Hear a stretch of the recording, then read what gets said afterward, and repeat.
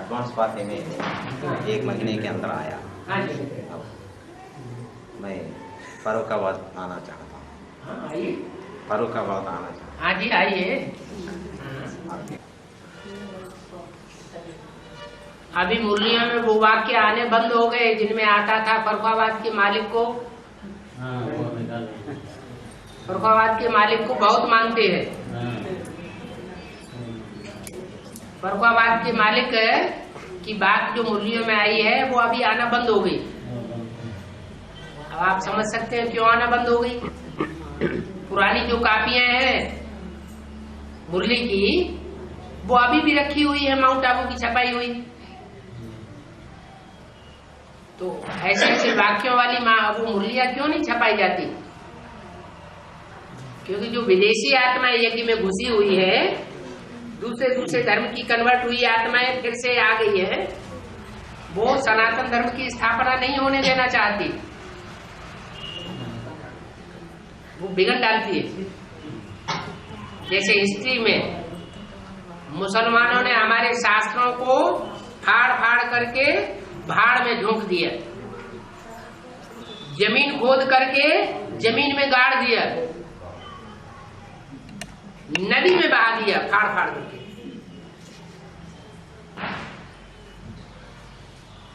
वो असली चीज को गुप्त कर देते हैं और अपनी झूठी बातों को प्रत्यक्ष करते हैं।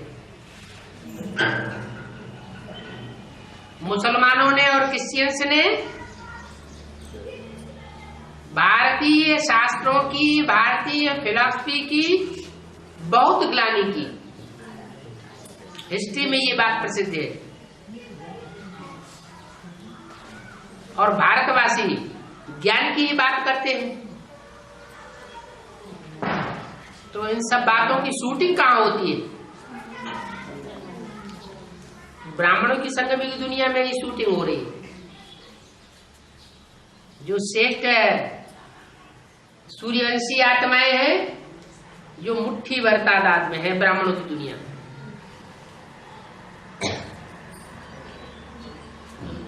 वो गायन करती है भगवान का और भगवान के ज्ञान का।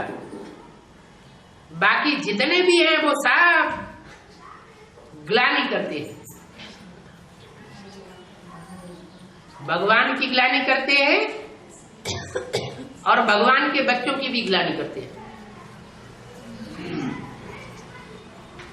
इसलिए मुरली में बोला है, कलंकी दर पिछाड़ी कुत्ते भौंकते रहते हैं।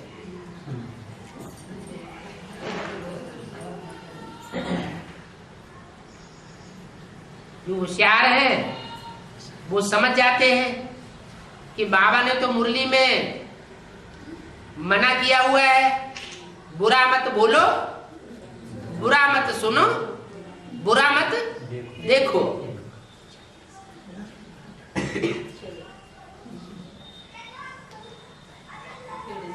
तो ये बुराई करने वाली बातें कहां से आ गई? मुरली सुनाते सुनाते बुराई करना कहां से सीख लिया? मुरली में तो अच्छी बातें आई है, बुराई की बातें थोड़ी आई है। भगवान जो सुनाता है वो सब अच्छा ही अच्छा सुनाता है। और विधर्मी विदेशी जो कुछ सुनाते हैं, उसके सुनाने का प्रभाव ये हुआ कि दुनिया नीचे गिरती चली गई। एक बाप आकर के जो सुनाते हैं, उससे दुनिया नीचे से ऊपर उठ जाती है, सत्य को बन जाती है। 16 कला संपूर्ण मनुष्य मात्र है गिराने वाले, और एक बाप है उठाने वाला। एक से होती है सदगति और अनेकों से होती है दुर्गति। वो आकर के रास्ता बताता है कि अभी जो शादी बर्बादी से जो सृष्टि पैदा हो रही है, वो सृष्टि अभी बंद करना है। अभी वो जो मैं दिव्य सृष्टि रच रहा हूं, उस दिव्य सृष्टि में जन्म लेना है। और वो सृष्टि है मुखवंशावली। मुखवंशावली षष्ठी और कुखवंशावली षष्ठी शास्त्रों में गाई हुई है। उस कुखवंशावली उन्हें कहा जाता है जो कोख को याद करते हैं। कोख माना गोद, जिन्हें ब्रह्मा की गोद याद आती है, सरस्वती की गोद याद आती है, और अभी दीदी दादी दादाओं की गोद याद आती है।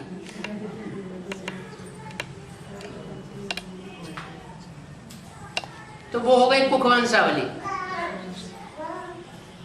और जिन्हें परमात्मा शिव के ब्रह्मा मुख से निकले हुए वर्षण से याद आते हैं, ज्ञान रतन याद आते हैं मुख से निकले हुए, वो है मुखवंशावली।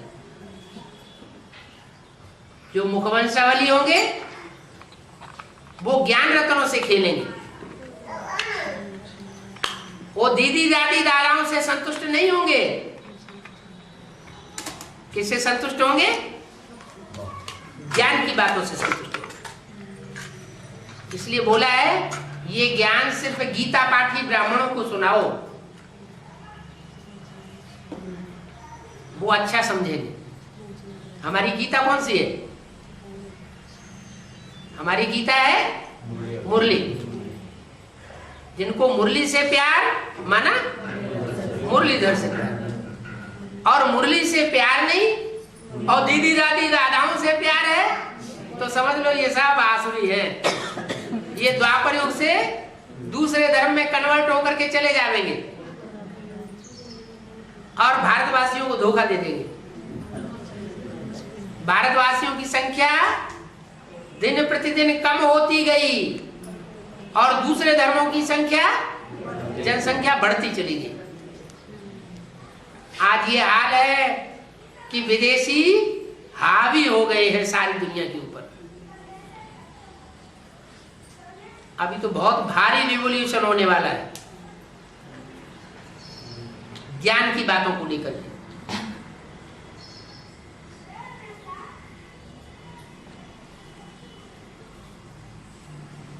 उस रिवॉल्यूशन में जो सूर्यवंशी आत्माएं हैं वो एक ज्ञान सूर्य को फॉलो करेंगी, उसी को पहचानेंगी और पहचान करके अपने जीवन में आचरण करेंगी और किसी की बात मानने वाली नहीं है। स्थूल दुनिया में भी देखो, सूर्य जब दिन में निकलता है तो सितारे सब मर्ज हो जाते हैं, और चंद्रमा जब रात में निकलता है तो सारे सितारे प्रत्यक्ष हो जाते हैं। जितना जितना चंद्रमा छोटा होता जाएगा सितारे बड़ा रूप धारण करते जाएंगे। यहाँ ब्राह्मणों की दुनिया में चंद्रमा कौन है? ब्रह्मा होता है। तो सितारों की जगमगाहट जो है वो सारे संसार में अभी दीदी दादी दादाओं के रूप में हो रही है।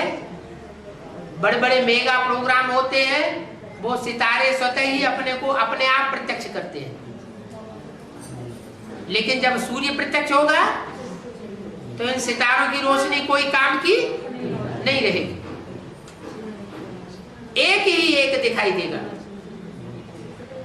ये हमारी भारतीय परंपरा है क्या कि परिवार में जब तक बाप मौजूद होता है तो बच्चा अपने को आगे नहीं करता। और विदेशों में क्या परंपरा है? विदेशी राजाएं जो हुए हैं भारत में, उनकी क्या परंपराएं रही? औरंगजेब गद्दी पे बैठा, अपने बाप को उठा करके जेल में डाल दिया। क्रिश्चियंस में भी ये परंपरा पनपी है, बाप मरे तो राजा ही हमको मिले। अभी जैसे माँ बाप, उनकी कोई हस्ती नहीं रही हिंदुस्तान में। विदेशी शिक्षा ने इतना असर कर दिया है कि अपनी पुरानी परंपराओं को भूल गए। अभी सिर्फ कागजों में लिखा जाता है वसुधैव कुटुंबकम हमारा नारा है, अभी पारिवारिक व्यवस्था हिंदुस्तान में टूट गई है।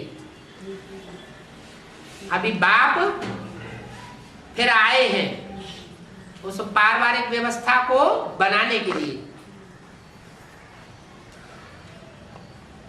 तरीका वही है, वहां लौकिकता है उस दुनिया में और यहाँ अलौकिकता है।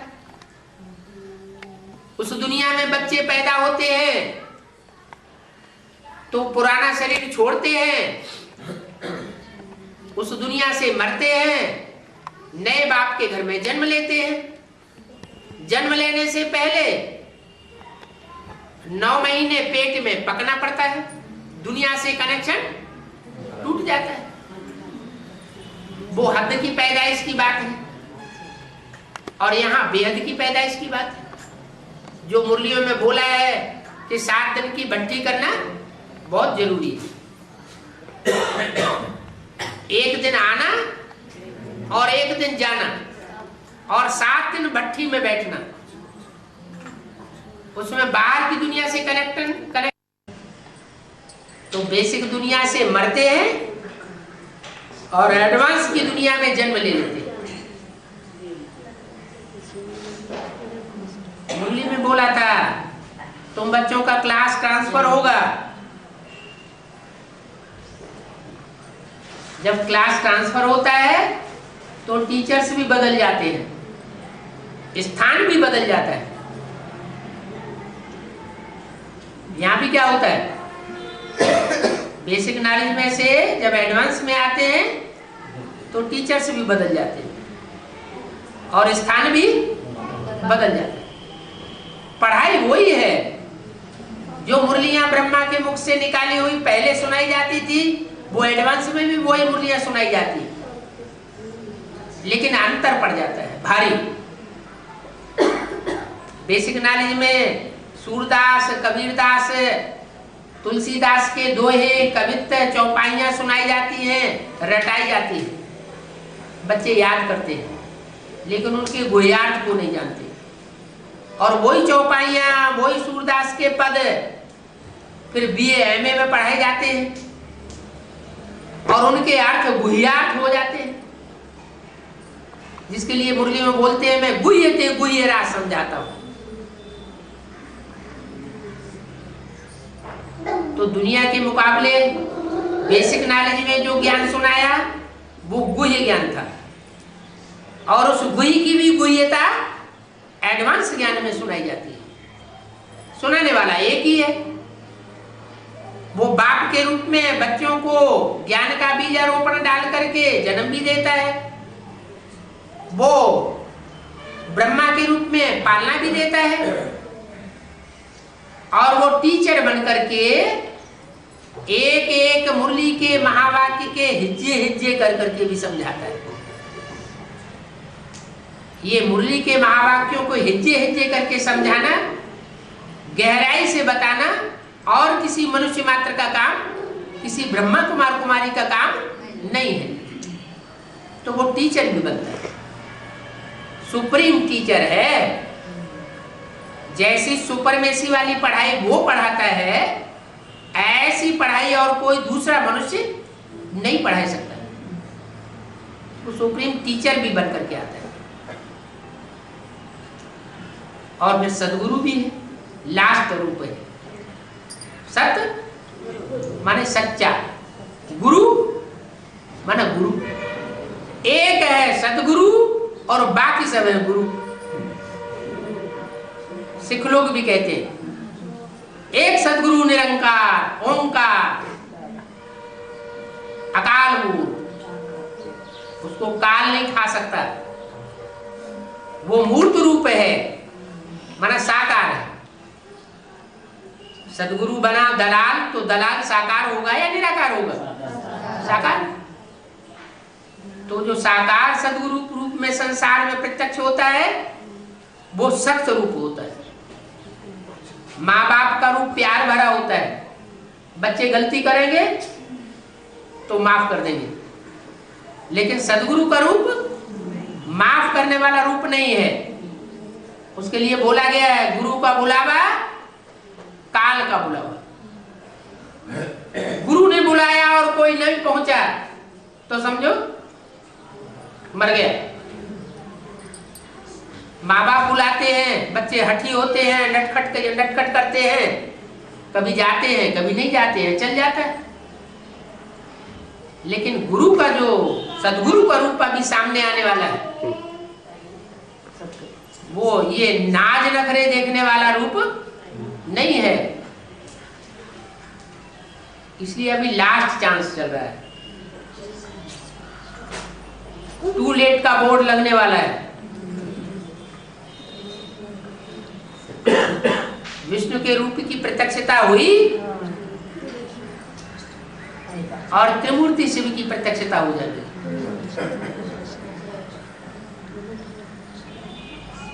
इसलिए जो भी आत्माएं अभी निकलती हैं भट्टी करने के लिए, उनकी भट्टी हो जानी चाहिए। ऐसे कि ये भट्टी चलती रहेगी, माउंट आबू तक भी चलती रहेगी,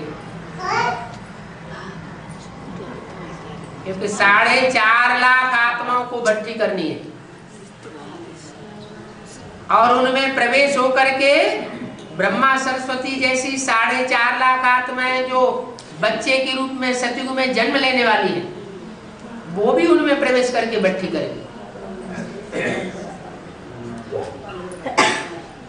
तब 9 लाख की जनसंख्या पूरी होगी। 9 लाख आत्माओं को ज्ञान योग की भट्टी पूरी करनी है। जो पहले जन्म की प्रजा होगी, उस प्रजा की भी कोई विशेषता है जो और जन्मों की प्रजा में वो विशेषता नहीं होगी। 84 जन्मों की कथा कहानी जानने वाले ये 9 लाख आत्माएं होंगी। सतयुग में जो कम जन्म लेने वाली आत्माएं ऊपर से नीचे उतरेंगी, वो 84 जन्मों के रहस्य को नहीं जानेंगे। उनके कम जन्म होंगे, कम कलाएं होंगी। वो द्वापर युग से दूसरे धर्म में कन्वर्ट हो जाएंगे। वो कच्ची आत्माएं। अभी विष्णु की प्रत्यक्षता होती है, वैष्णो देवी की प्रत्यक्षता हुई और उस तरफ से सारी की सारी जो भी देवात्माएं वो इधर आ जाएंगे। सूर्यवंशी तो पहले ही आ चुके, आ रहे हैं। जो थोड़े बहुत रहे बचे हैं वो भी आ जाएंगे। चंद्रवंशी भी आ जाएंगे। सूर्यवंशी और चंद्रवंशी इन दोनों से मिलकर के देवता धर्म बनता है। और बाकी जो कम जन्म लेने वाली आत्माएं हैं वो वहां पड़ी रहेगी, मुकाबला करेंगी, विरोध पैदा करेंगी। दुनियावी धर्म गुरुओं के साथ मिलकर के विरोध करेंगे। दुनियावी जो राज्याधीश हैं, सत्ताधारी हैं, उनके साथ मिलकर के विरोध करेंगे। बड़ा भारी रिवॉल्यूशन हो जाएगा। लेकिन पांडवों के साथ भगवान होता है। पांडव मुट्ठी भर होते हैं 5, और कौरव यादवों की संख्या 500-700 करोड़। फिर भी विजय किसकी होनी है? पांडवों की विजय होनी है। तो जरूर ऐसा संगठन का किला मजबूत बनेगा। कहते हैं ना, अपने घर में अगर संगठन सच्चा हो, अपने घर में अगर मजबूती हो, तो बाहर का दुश्मन हमारा कुछ भी बिगाड़ नहीं सकता। बिगाड़ तब होता है जब घर का भेदी लंका ढाता है।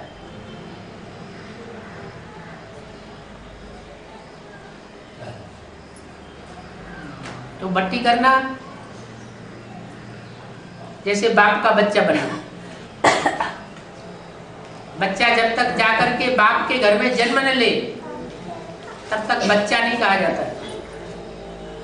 जन्म लिया और बच्चा बना। जन्म लेता है तो बाप के घर में पहुंचना पड़ता है, हैं? तो जो आत्माएं अभी यहाँ बैठी हुई हो, जिन्होंने भट्टी न की हुई हो, वो जल्दी से जल्दी पहले जाके भट्टी पूरी करें। और भी यहाँ क्लास में होंगे जिन्होंने भट्टी नहीं की है, क्योंकि अनंतपुर में तो जो पुरानी आत्मा है वो तो सब ज्यादातर बाहर चली गई।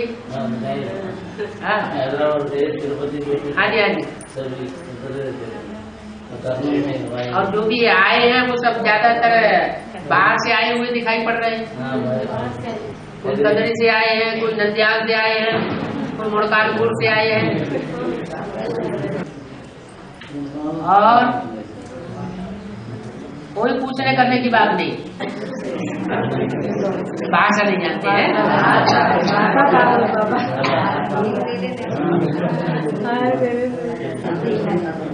बाबा ये माता जी पूछ रहा है, हाँ वो द्वादश लिंग होता है ना? हाँ जी, 12 स्थल में 12 लिंग होता है ना? हाँ जी। उसका महिमा क्या है पूछ रहे हैं। 12 आत्माएं जो सूर्यवंशी निकलती हैं, वो सूर्यवंशी 12 आत्माएं, जिनमें एक शिव बाबा माने शंकर का रूप और 11 रुद्रगण, वो 12 मिलकर के 12 द्वादश लिंग कहे जाते हैं। हाँ जी, जो निराकारी स्टेज में स्थिर होते हैं। निराकारी स्टेज माना उनको अपनी इंद्रियों का जैसे भान ही नहीं। जैसे बाबा कहते हैं सुनते हुए न सुनो। कोई ग्लानि सुनाता है, एक कान से सुनो, दूसरे कान से निकाल दो, जैसे कान है ही नहीं। देखते हुए न देखो। कोई बुरा कर्म कर रहा है जानबूझ करके, हमको चिढ़ाने के लिए, हमारा दिल दुखाने के लिए, तो आंखें हमारी खुली रहे, लेकिन खुले हुए होते हुए भी जैसे देखते हुए हम नहीं देखते। जैसे ब्रह्मा बाबा ने किसी बच्चे के अवगुण को नहीं देखा, ऐसे नहीं कि दुष्कर्म करने वाले बच्चे बाबा की नजरों के सामने नहीं होते थे, लेकिन बाबा कभी उनके दुष्कर्म को देखते नहीं थे। तो ऐसे ही हमें भी ये स्वरूप धारण करना है कि देखते हुए न देखना। जैसे कुत्ता सूंघा सांगी करता है, कहाँ कहाँ कैसी कैसी बदबू आ रही है वो सूंघ लेता है। तो संसार की जो उड़ने वाली बदबू है वो हम न सूंघे, दूसरों की बदबू हम क्यों सूंघे? हम तो खुशबू छोड़ने वाले बच्चे हैं। ज्ञान रत्नों की खुशबू छोड़ते रहे, दिव्य गुणों की खुशबू छोड़ते रहे। हम बदबू की सूंघासांगी क्यों करें कि ये क्या करता है, वो क्या करती है, ये ऐसा क्या करता है, ये ब्राह्मण बना हुआ है, ये कैसा ब्राह्मण है। तो ये बातों की सूंघासांगी करना माना कुत्तपना। ये इस्लाम धर्म में जाने वाली आत्माओं का काम है। दूसरों की सूंघासांगी करेंगी, फिर दूसरों को सुनाएंगी। ये ऐसे करता था। ग्लानि करना, ऐसे जो ग्लानि करने वाले होते हैं उनका हिंदुस्तान में हिस्ट्री में नाम क्या पड़ा है? मुगले।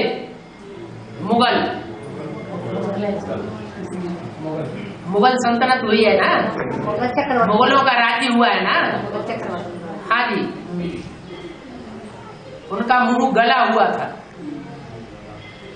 क्योंकि ग्लानि उन्होंने की हिंदू धर्म की। तो वो कार्य हमें नहीं करना। तो ऐसे ही सभी इंद्रियों में जो भी इंद्रियां हैं, उन सभी इंद्रियों में हमारी ऐसी विशेषता समा जाए, सभी इंद्रियां ऐसी निराकारी स्टेज वाली हो जाए। जैसे इंद्रियों से कर्म करते हुए हम कर्म कर ही नहीं रहे, चाहे श्रेष्ठ इंद्रियां हो और चाहे भ्रष्ट इंद्रियां हो। इंद्रियों से कर्म करने के लिए मना नहीं किया, लेकिन मन को पूरा कंट्रोल करके कर्म करना है।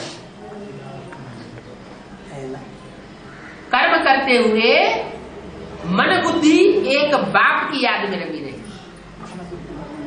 जब ऐसा कर्म करेंगे और उस कर्म में जो श्रेष्ठ पास होने वाली आत्माएं होंगी वो 12 आत्माएं निकलेंगी।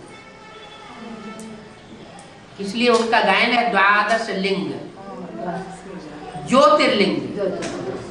किसके लिंग? ज्ञान की ज्योति से भरे पूरे लिंग, वो शिवलिंग कहे जाते हैं। हाँ, वो जिस स्थान पर दिखाए हैं यात्रा के रूप में, वो 12 लोग वहाँ से आएंगे क्या? नहीं नहीं, वो तो ऐसे दिखा दिए। अब वाराणसी है, बनारस, बनारस है, काशी कही जाती है, तो क्या ब्राह्मणों की दुनिया में ज्ञान का बना बनाया रस काशी में मिल रहा है? कहाँ मिल रहा है? हैं? जहाँ से मिल रहा है वही बनारस है। जहाँ ज्ञान का बना बनाया रस सारा मिल रहा है वही हमारा बनारस है। वहां जाकर के अनुभव करो कि दुनिया के मुकाबले वहां काश्य माना वो याद का तेज वहां है अथवा नहीं है, तो अनुभव करने से पता चल जाता है। क्योंकि जहां लंबे समय तक तपस्या होती है उस तपस्या का प्रभाव रहता है। भले बाबा वहां सन 98 के बाद नहीं है, 98 के बाद अभी 2005 चल रहा है ना, तो 8 साल हो गए। बाबा का वहां पहुंचना नहीं हुआ तो भी वहां तपस्या का इतना प्रभाव है कि जो भी नई नई आत्माएं वहां पहुंच रही हैं वो बहुत अच्छा अनुभव करके आती है। हाँ, कोई विधर्मी आत्माएं पहुंच जाए तो दूसरी बात, तो पता लग जाएगा। वहां पहुंचने पर उनको अच्छा नहीं लगेगा, मेंटल टेंशन बढ़ जाएगा, वहां से भाग खड़े होना चाहेंगे। जो देवता धर्म की पक्की आत्माएं होंगी उनको बहुत अच्छा लगेगा। चंद्रमौलीश्वर अंटारा जी, चंद्रमौलीश्वरुडु అని क्या कह रहे हैं? चंद्रमौली कहते हैं।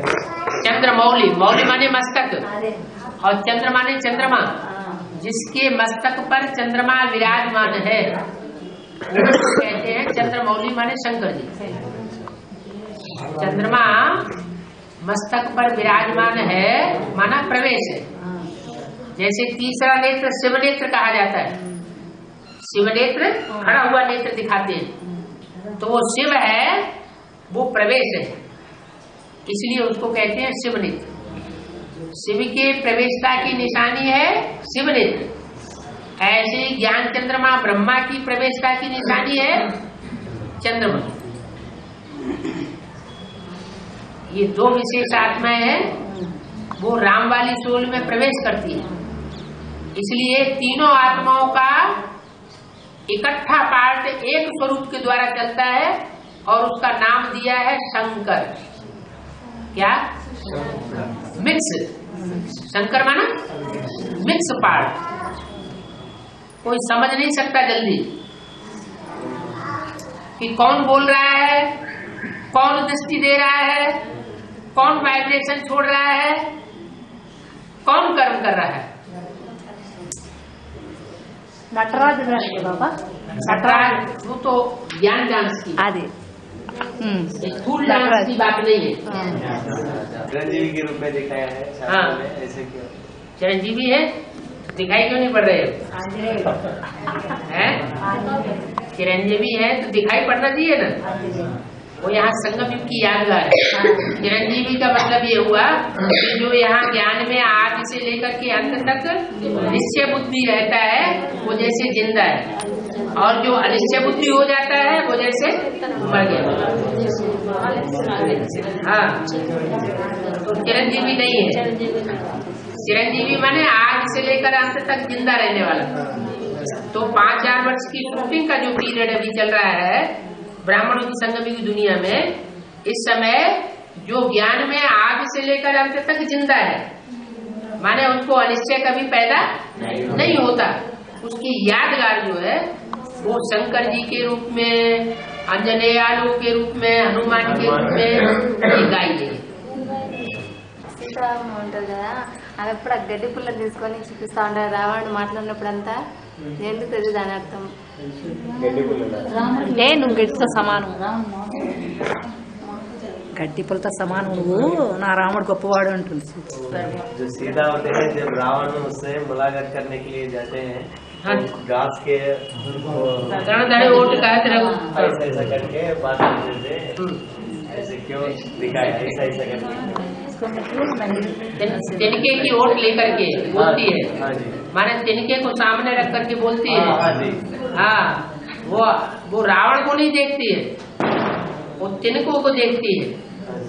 इसका मतलब ये हुआ कि कोई भी आत्मा जो देवी देवता सनातन धर्म की नीचे से नीचे तबक्के की आत्मा है, माने सूर्यवंशी आत्मा है, उस आत्मा को देख करके वो रावण से बात करती थी। रावण से डायरेक्ट बात नहीं करती थी। वो जो सूर्यवंश की नीचे से नीचे तबक्के की आत्मा होगी वो भी सीता को माता की दृष्टि से देखेगी। वो नीच कुल की नहीं होगी। जो नीच कुल की आत्माएं होती है वो दूसरे धर्म में कन्वर्ट होने वाली आत्मा होती है। इसलिए वो माता छोटे स्वरूप को भी सामने रखती है। जैसे कहते हैं एक शेरों की डिनाइस्टी हो, एक घोड़ों की डिनाइस्टी हो और एक गधेड़ों की डिनाइस्टी हो। तो गधेड़ों की डिनाइस्टी का छोटा बच्चा बनना पसंद करेंगे, राजा बनना पसंद करेंगे, या शेरों की डिनाइस्टी का राजा बनना पसंद करेंगे, बच्चा बनना पसंद करेंगे। शेरों की डिनाइस्टी का या तो राजा बनना पसंद करेंगे या बच्चा बनना पसंद करेंगे। छोटे से छोटा बच्चा भी बन जाए तो भी अच्छा, लेकिन गधेड़ों की डिनाइस्टी का कोई राजा बनना पसंद नहीं करेगा। ऐसे ही है कि सूर्यवंशियों के कुल की 9 लाख भी हो, 4.5 लाख भी जो आत्मा है, 9 लाख भी जो आत्मा है वो भी श्रेष्ठ पाठ बजाने वाली होगी, भ्रष्ट पाठ बजाने वाली नहीं होगी। मुसलमानों में तो देखो क्या क्या हुआ है। जैसे ही इस्लाम धर्म शुरू हुआ भाई बहनों में शादी करना शुरू कर दी।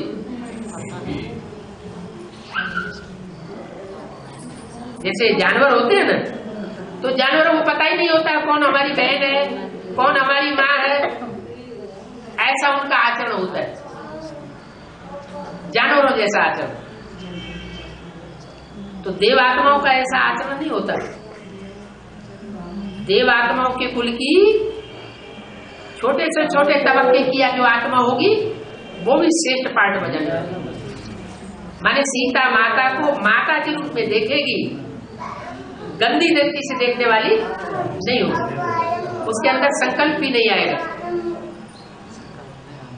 कि माता के अलावा इसके साथ हमारा कोई दूसरे जन्म में कोई दूसरा संबंध हो सकता है। बरसात स्कूल बरसात भी होनी चाहिए है? बहुत बड़ा है? स्कूल बरसात भी इतनी जास्ती होनी चाहिए। जब एटम बम फटेंगे ना, जब वो स्कूल एटम बम फटेंगे तो वातावरण जो है एकदम गर्म हो जाएगा पृथ्वी के चारों ओर, और जब वातावरण गर्म होगा तो समुद्र का जल भाप बनकर के सारा ऊपर उड़ेगा और सारी दुनिया में जोर से बरसात होगी।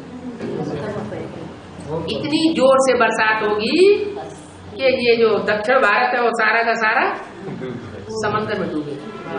वो गर्मी से वो बर्फ के जो पहाड़ हैं उत्तरी ध्रुव, नॉर्थ पोल और साउथ पोल में, वो सारे पहाड़ जो मीलों ऊंचे हैं, सैकड़ों मील ऊंचे ऊंचे पहाड़, वो सारे टूट करके गर्मी में समंदर में आ जाएंगे। और ये अमेरिका, ऑस्ट्रेलिया, अरब देश, अफ्रीका जो महाद्वीप को पहले थे ही नहीं, वो सब समंदर, वो हद की बात है। और यहाँ बेहद की बात।